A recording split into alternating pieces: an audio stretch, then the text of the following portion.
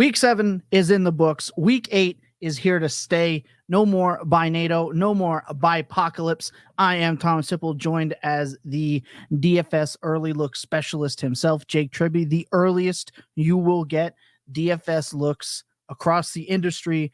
I'm ready to go. Happy to be back. Jake, when you first had a look at this, what stood out to you the most? Yeah, so, the last few weeks we had pretty thin slates where you were, a little constricted in terms of how you could build your lineups. This week we've got 13 games, pretty much all the great quarterbacks, all the great tight ends, obviously lots of great wide receivers and running backs. So we can really build a lot of different lineups this week, which I think is very exciting. I don't think anyone's going to be forced into a particular construction. So it's a wide open week, and that makes it a great week for DFS. Yeah, I can't let this last week. I want to forget about it. Right when we're recording this, the Monday Night Football game is still yet to air. I don't even want to think about it. This week just destroyed me. I'm excited for this week. We're gonna take a quick second. We come back. It's big board time. Can't wait. I cannot wait to get into this slate.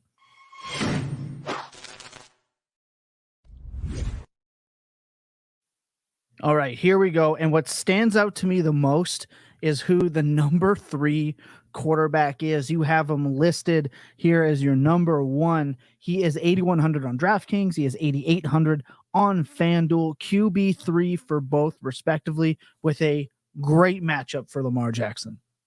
Yeah, Lamar Jackson has been throwing the ball better than basically any other quarterback in the NFL right now. His 90.1 PFF passing grade is the second highest in the league and by far the best of his career. And remember, guys, in 2019, this guy won the MVP. Over the last 4 weeks, Lamar's graded out as a top 4 passer 3 times.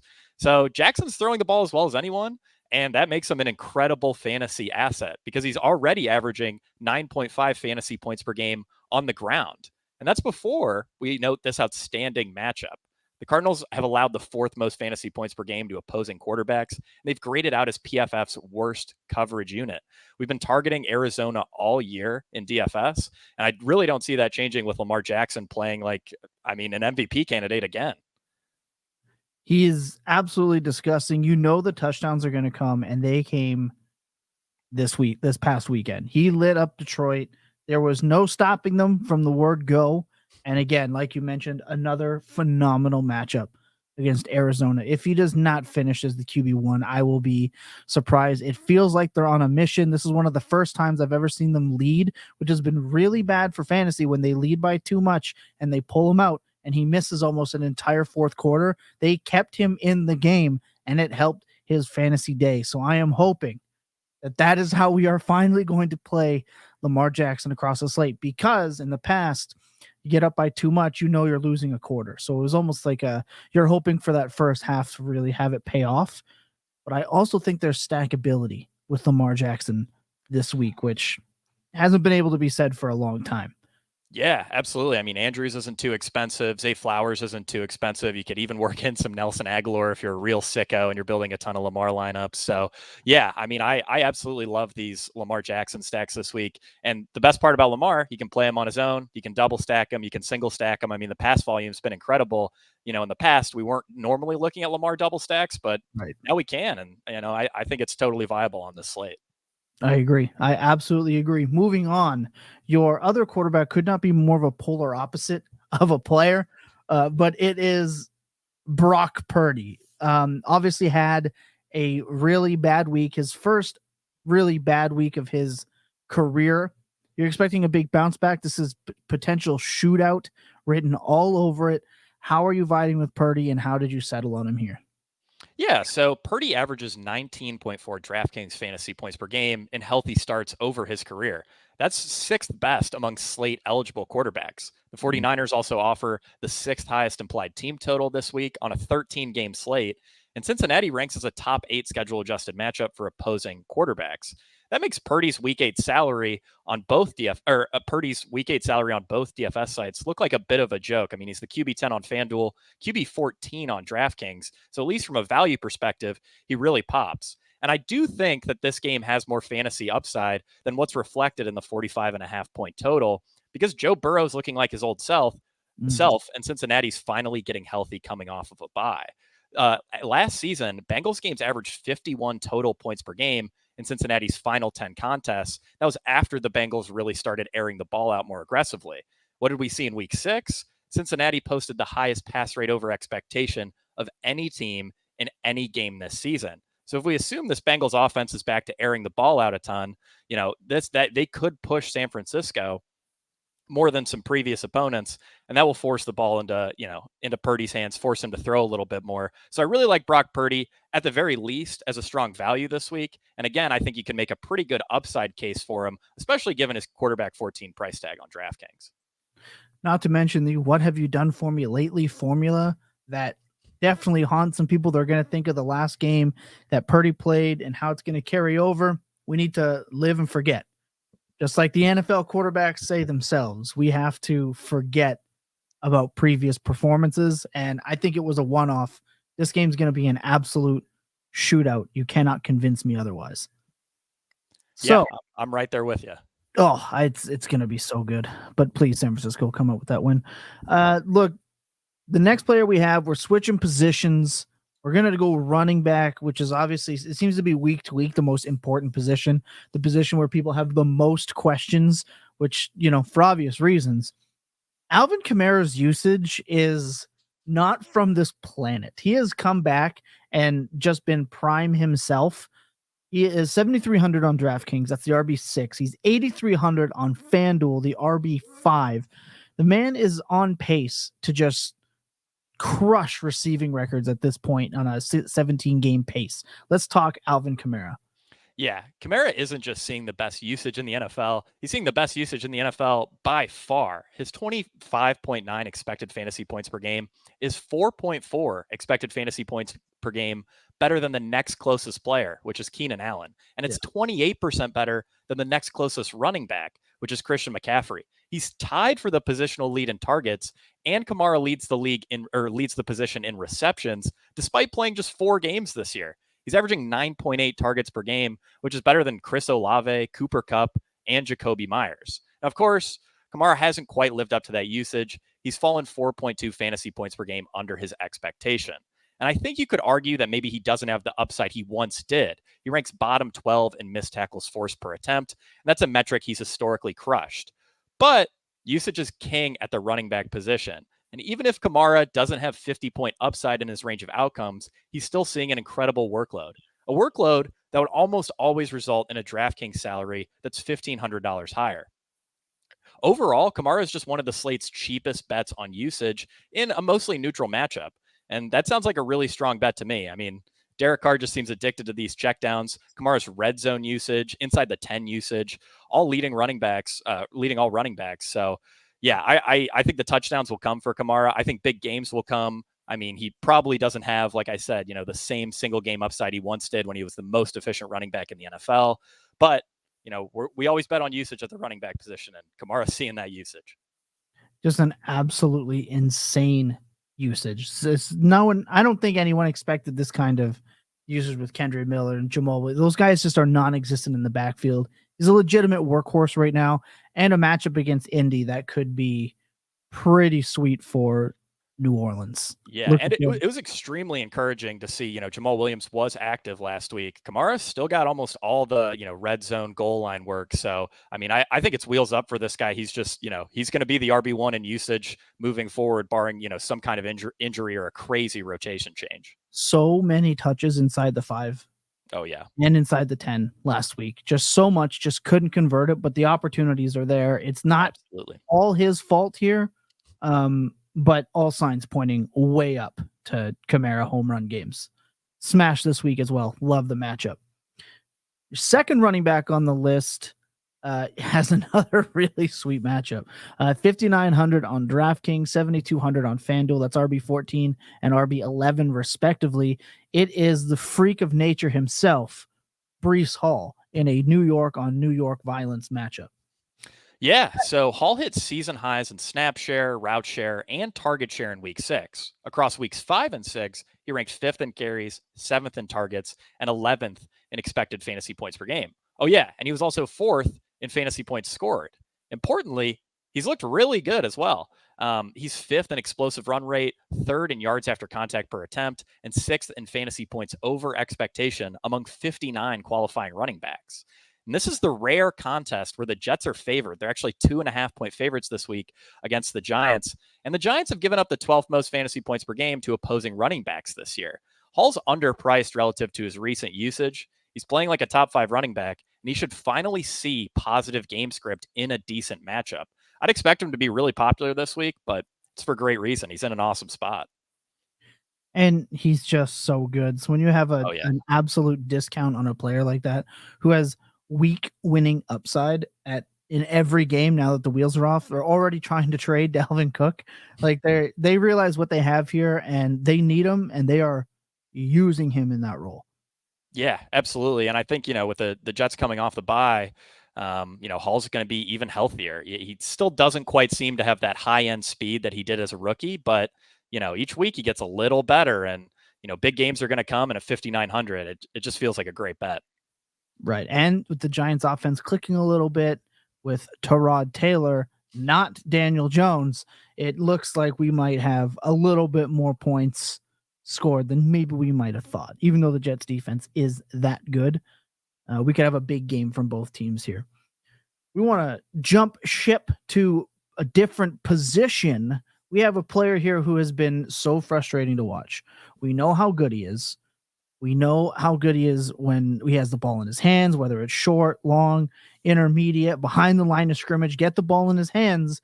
But unlike Kamara, that's just not happening for him. But this matchup is too good to pass up. Chris Olave of the New Orleans Saints. He is DraftKings 6,400, wide receiver 13, Fanduel 7,300, wide receiver 11. He is so good, but just disappointing. Let's talk about it. Yeah, so Olave has disappointed, but he's averaging 11.2 targets per game, 91 receiving yards per game, 132 air yards per game, and 19.4 expected fantasy points per game. If we exclude the week 4 game where Derek Carr's shoulder was severely injured and he couldn't throw downfield, and the week 5 game, which was a 34-0 win for New Orleans, where they attempted just 4 passes in the fourth quarter. That might sound like a bit of a convoluted pull, but really, that just means that in normal game scripts with a healthy quarterback, Olave is seeing mid to high-end wide receiver 1 volume by every metric. Derek Carr's clearly healthy, and the Saints are just 1.5-point underdogs to Indianapolis this week. So it should go without saying that Olave is far too cheap relative to his usage. Price is the wide receiver 13 on DraftKings. And he should get an added boost from this fantastic matchup. The Colts are the 7th softest schedule-adjusted matchup for opposing outside wide receivers. And that makes Olave pop as a pretty obvious value. Usage, matchup, it's all there. It just needs to come together for Olave. And you got to think, especially with his role being so downfield, second among all wide receivers in air yards, when he pops off, it's going to be a huge game. Yeah, he's a legit wide receiver 1 alpha. It's just got to connect. I don't know if Carr's just not totally healthy. They're just not on the same page. I don't totally know, but it's going to get figured out. And when it does, it's going to get figured out in a big way. Yeah, absolutely. And it's at the very least encouraging to see Olave earning these targets. If he wasn't pulling in the air yards, wasn't pulling in the targets, I wouldn't have written him up. But Derek Carr's throwing to him. They've had some miscommunications, had some errant throws, but eventually they're going to get there. Yeah, I honestly couldn't not agree with anything you just said. He's due for an absolute smash week, and we could use it this week for sure. Let's go with another wide receiver who many people looked a little bit down on in the offseason with the arrival of Calvin Ridley, but it turns out he is still the wide receiver 1 in Jacksonville. It's Christian Kirk, and he's not being respected as such. I feel like this week, especially with the matchup. He's only 5,900 on DraftKings. He's 7,000 on FanDuel. That's good for wide receiver 18 and 16. And he has a legit smash matchup. Let's talk about the man, Christian Kirk. Yeah, so Kirk has now passed Calvin Ridley in first read target share for the Jacksonville Jaguars. If we exclude week 1, he's earned at least 6 targets and scored at least 13.9 fantasy points in every game this season, also beating Calvin Ridley in target share and receiving yards per game over that stretch. And of course, as you noted, He gets a fantastic matchup. The Steelers rank as the second softest schedule adjusted matchup for opposing wide receivers. They've allowed the seventh most receiving yards per game and the second most yards per reception. I would expect the field to lean pretty heavy into this Christian Kirk play. He's a pretty obvious value here at just 5,900 given his recent games. And I think for that reason, you could argue that maybe it makes sense to pivot to Calvin Ridley in tournaments if ownership becomes a concern. Zay Jones could potentially return. So I think there are a lot of different ways you can play this awesome matchup for Jacksonville. You don't just have to play Kirk, but Kirk pops as the best option for a reason. He's just been unreal and consistent. I think you are right. I think the field is going to sharpen up to the idea of playing Christian Kirk in this matchup. Maybe the Pittsburgh pass rush scares them a little bit, but I think the field might be a little tight on Christian Kirk, but I just think his upside's so good. You have to at least roll a couple of lineups with Christian Kirk, even if the field's kind of sharpening up to it. Yeah, and the nice thing with a quarterback like Trevor Lawrence is you're probably mostly rolling out double stacks, so you can get you can still eat the chalk with Kirk, and then try to catch up on ownership with someone like Ridley, Zay Jones, maybe Evan Ingram. Of course, we don't have a great grasp on ownership right now, but it's safe to say Kirk's easily going to be the most popular of that group. 100%. That's why it's the early look, giving you multiple pathways to success here early with some key things to keep an eye on. Last receiver here on the slate that you have down is another player who has just been painstakingly disappointing, whether it was because Burrow's injury, his own injury, Chase just being the alpha of alphas. But it's T. Higgins. He has an okay matchup for a game that we mentioned could shoot out here. He is only 5,900 on DraftKings. That's wide receiver 18, 6,800 on Fanduel. That is wide receiver 19. It really feels like you can just value stack your wide receiver group on this week's slate with so many good options. So let's talk about T. Higgins.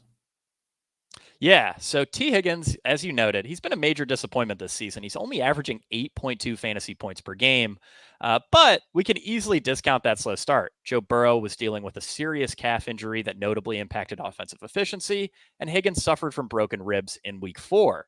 But now Higgins is coming off a bye. He's presumably, close to full health, if not fully healthy. And Cincinnati is clearly comfortable relying on Burrow again after their plus 23% pass rate over expectation in week 6, which again was the highest pass rate over expectation we've seen by any team in any game this season. The Bengals averaged a 16% pass rate over expectation in their final 6 games with T. Higgins last year, and Higgins scored over 26 DraftKings points in half of those games. And the icing on the cake here is Higgins' price. He's the cheapest he's been on DraftKings since week 13 of 2021. That's 688 days ago. The matchup with San Francisco isn't great, but Higgins looks far too cheap if we think Cincinnati airs the ball out here. And why wouldn't they air it out as 5.5 point underdogs? It's not like San Francisco is giving up just like no points to the wide receiver position. Yeah. They're almost on par, an average with the field at that spot. So there is opportunity for them to be attacked. And again, when you get Burrow and Chase and Higgins fully healthy, it's going to be a big problem for anyone they face on any given week, whether or not we've seen it. So I'm all in on these Bengals, guys. I'm stacking T. Higgins. If Chase is too expensive for you, T. Higgins is a fine consolation prize. And we look at some players that are in his range: Addison, Pickens, Flowers, Nico, Hopkins. I just don't think any of them give you what T. Higgins could potentially give you in a matchup like this. Yeah, absolutely. And, I think it's important to note that, Joe Burrow, fairly cheap as well, sitting at 6,000. So, these Joe Burrow double stacks that we have been paying a premium for, especially at the end of 2021, end of 2022, are now significantly cheaper. Of course, Chase still on the more expensive end, but, being able to stack Burrow, Chase, and Higgins together in the end of the last 2 seasons, that's been almost impossible. Of course, this is a slightly tougher matchup, but it could absolutely be a shootout. So yeah, really like Joe Burrow doubles, and it just seems like T. Higgins is objectively underpriced coming in at 5,900. Absolutely agree. He's again been shaky, but if there's a week you roll him out, it is after a healthy rest period for them, ready to roll them out at 1,000% It's going to be a fun game with Cincinnati and San Francisco. Let's shift to tight ends and a guy that everyone is just waiting for him to slow down. And not only is he not slowing down, he's putting up career days. Okay. It is insane what Mr. Swift, Kelce is doing now. He's just ramping his game up to a level that I don't think many of us expected. So let's talk about Travis Kelce. He's obviously number one everywhere at the position. He gets Denver. This is just such an egregious matchup. Like it is, you need to exploit this. Let's talk about Kelce. It feels obvious, but we still got to dive into it. Yeah, so Kelce's route shares had been all over the map while he battled injury, but as we all know, he looked awesome last week. He earned the best usage of the season, his second highest route share of the season, and he dominated the Chargers defense with 35.9 fantasy points. That was the 8th best fantasy score by any pass catcher this year. Sure, the Chargers are a good matchup, but what would Travis Kelce do in the best possible matchup? That's what he has this week, facing a Broncos defense that's the single softest schedule-adjusted matchup for opposing tight ends.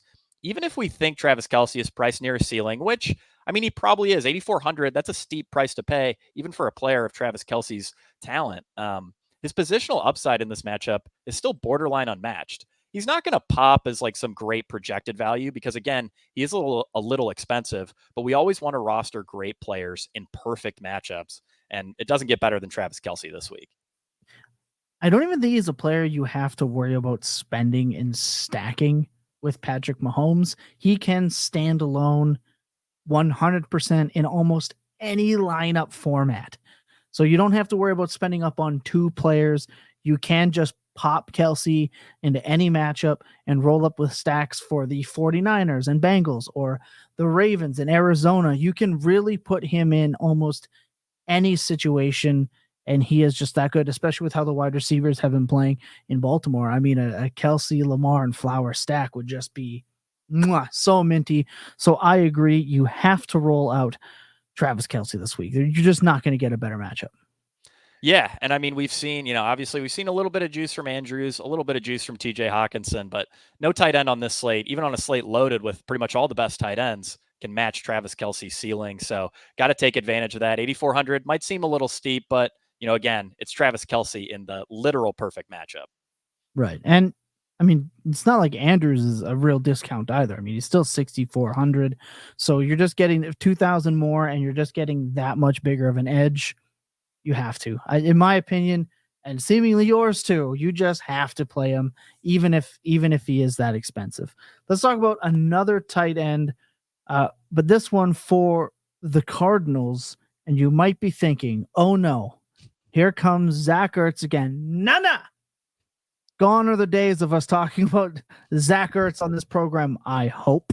But it is the young Trey McBride, a tight end with some absolute juice, some crisp route running, a big boy, a highly touted tight end just a couple of years ago. Easy for people to forget about these young stud tight ends. Let's talk Trey McBride as our final play for this week. Yeah, so, it is a pretty loaded tight end slate, but if you want to fit in a lot of these higher price studs at other positions, you're going to have to punt tight end on some lineups. It's a necessary evil on a slate loaded with high price talent like we have this week with 13 games. And I do think Trey McBride is the best way to do it this week. Over the last 2 weeks, McBride has averaged 8.2 expected fantasy points per game, 5.5 targets per game, and 45.5 receiving yards per game. Among slate eligible tight ends, those numbers rank 12th best, 10th best, and 7th best over the full season. And keep in mind, McBride is priced as the tight end 25 on DraftKings and the tight end 23 on Fanduel. That said, he's still splitting routes with Zach Ertz, and this matchup against Baltimore is a bottom 6 schedule-adjusted matchup. So you could argue McBride's still a pretty thin play, but so is every tight end that's sub 3,000 on DraftKings. The one thing McBride has going for him is that his role should continue to grow with Zach Ertz looking completely cooked. I mean, McBride is the young guy in this tight end room and the guy who, presumably Arizona would want to build around for the future. I mean, I don't think Zach Ertz is going to stick around too much longer. And like the good news is Arizona is going to need to throw as an 8-point underdog. That volume is going to need to go somewhere. And at the very least, McBride provides you with the salary savings needed to pay up for some of the slate's studs. So even if McBride, doesn't end up having a great game, I mean, with 2,800, you can load up on all the other great stars on this slate. Punting tight end, always a very viable strategy. You could even work him into the flex if you wanted to, do a Travis Kelce lineup and you needed the salary savings, could work McBride in there. So, it's thin, but like I said, so is every tight end sub 3,000. Well, exactly. And every time I'm looking at this, for me personally, I look at the players around him, and you're talking about a legitimate difference maker potentially in the Arizona game. Look at the players around him: Mike Gesicki, Noah Fant, Hayward, Noah Gray, Smythe, DeGuara. Josh Oliver is the same price as Trey McBride. This is a problem. You got Chiga Conquo, Hayden Hurst, who hasn't been real useful since week one. It really playable tight ends are so few and far between down here, but yet here's Trey McBride allowing us a perfectly sweet opportunity to go cheap, as we often like to do at the tight end position. Yeah, that's right. And again, I mean, you can poke holes in Trey McBride as a play, but with a slate full of superstars, you're going to need to find a way to save on salary somewhere. And tight end's often a great spot to do it, given that the floor for almost all these players is so low. Again, just an absolute smash. Remember, this is the early look. We don't want to be setting our lineups yet. There is a ton of information still to come. Speaking of that, Jake, what do we have coming up this week for the rest of the content slate for DFS? Yeah, so my DFS Early Look article will be out on Tuesday. I'll have DFS Study Hall ready Thursday. That's my flagship article, has almost all my best notes. And then I'll have DFS Values ready Friday afternoon. So you read all those articles. You read the Everything Report by Scott Barrett. You read Scott Barrett's slate breakdown. That should give you almost all the info you need. And then you round that out with Cashing Points Friday night at 7 p.m. It's the best DFS show in the entire industry. Me, Grant Barfield, Scott Barrett, talking about DFS, talking about the slate. We give all our tournament plays, the cash plays, really break everything down. So we have a full slate of content for you here at Fantasy Points, and it's all available at fantasypoints.com.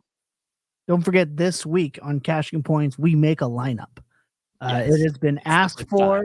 We are providing it this Friday, 7 o'clock. Guys at Cashing Points making a lineup, much to the fans' request. We're getting it done for you because we're about the people. That's going to do it for this episode of the DFS Early Look. If you're seeing this Wednesday and did not go and read the article on Tuesday, shout out to you guys, but you should still be going and checking out the article. There is more information there. If you are here watching this video, leave a comment down below. What do you think is the best value right now on the slate when you're reading this? Let us know, because we like to keep track on how sharp our Fantasy Point subscribers are. Let us know. Let us know if you think we're wrong. If you disagree with us, holler at us and we will address it. We're always trying to get better as well. For myself, that's Thomas Tipple. For Jake Tribbey, this will do it for the DFS Early Look. We will see you in week 9. Good night.